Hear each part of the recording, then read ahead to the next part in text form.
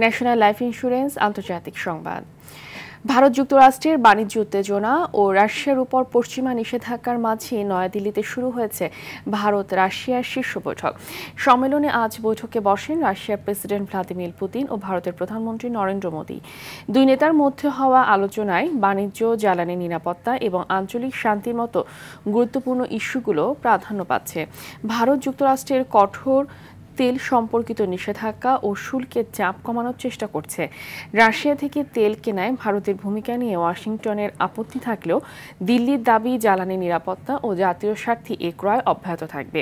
এই সম্মেলনের মাধ্যমে মস্কো দিল্লি সম্পর্ক আরও জোরদার হবে বলেই আশা করছে দুপক্ষ। 2022 সালে ইউক্রেনে রাশিয়ার পূর্ণমাত্রার যুদ্ধ শুরুর পর এই প্রথম ভারত সফর করছেন পুতিন।